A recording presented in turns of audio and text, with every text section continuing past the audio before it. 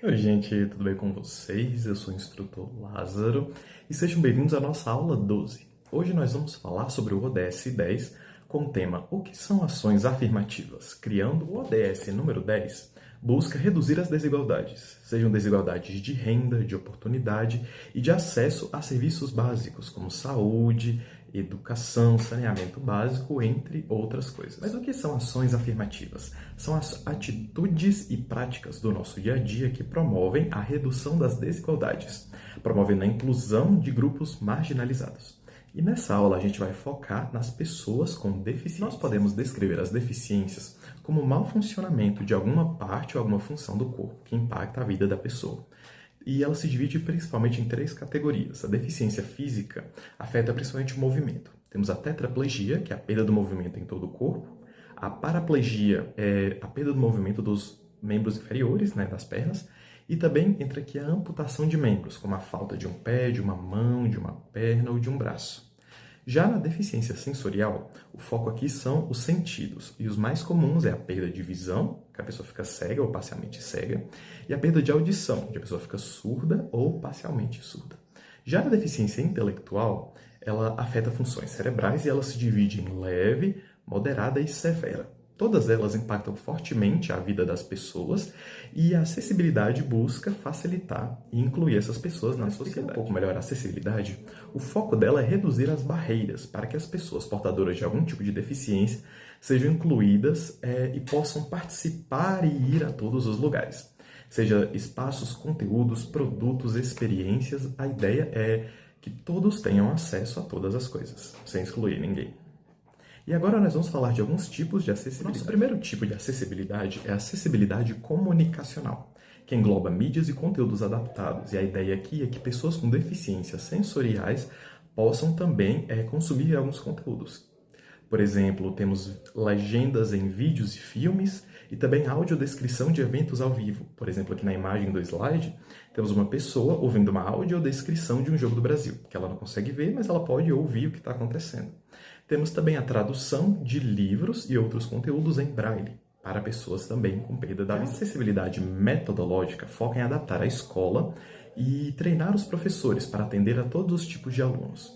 E alguns exemplos são as aulas em Libras, escrita e também leitura em braille, e a criação de turmas direcionadas para alunos com diferentes graus de deficiência intelectual. Já a acessibilidade digital busca fazer com que sites, aplicativos e dispositivos eletrônicos, no geral, sejam adaptados também para todas as pessoas. Alguns exemplos é a digitação por voz, para quem não consegue usar um teclado tradicional, interfaces em alto contraste, porque quando a gente entra num site, pessoas com baixa visão podem não conseguir ler o que está lá direito. Então, utilizar cores fortes em fundos escuros pode facilitar a leitura.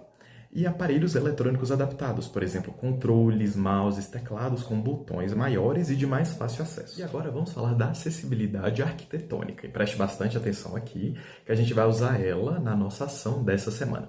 O foco dela é adaptações que eliminam barreiras físicas para garantir o direito de ir e vir de todas as pessoas. Então imagine um ônibus público, ou um prédio, uma escola, eles não podem ser acessíveis somente com a escada. Temos que ter rampas e elevadores para auxiliar pessoas com deficiências físicas. Temos também o piso tátil, que ajuda pessoas que utilizam bengala, principalmente pessoas com perda de visão. E não somente uma sugestão, a falta de acessibilidade arquitetônica é considerada crime pela Lei Brasileira de Inclusão, feita em 2015. Então, se uma prefeitura ou uma empresa privada também criam espaços públicos onde as pessoas vão e não tem acessibilidade, não tem rampa, não tem elevador, também falta o piso tátil ou tem calçadas quebradas, eles podem levar multas caríssimas, pois isso fere o direito de ir e vir de todas as pessoas. E é justamente a falta de acessibilidade que nós vamos observar e anotar no caderno na nossa ação desta semana. E a nossa ação dessa semana vai ser identificar uma barreira física na sua rua. Então você vai chegar na sua rua e vai ver se tem uma calçada quebrada, esburacada, ou então um lugar que deveria ter uma rampa para ajudar as pessoas, mas só tem escada, seja na sua rua, seja em outro lugar que você foi, e você vai anotar no caderno ou tirar uma foto. E na semana que vem você vai compartilhar com a professora e com os colegas. Meus parabéns, você completou mais um nível, totalizando 12 níveis e 78 pontos. E aqui está a sua medalha do ODS 10. E aqui o seu quadro de conquistas. Não se esqueça também de jogar o joguinho da aula de hoje, responder o questionário, e de fazer a ação em casa, e trazer o caderno ou as fotos na próxima aula para mostrar para a professora e para os colegas. A gente se vê na próxima aula e até mais.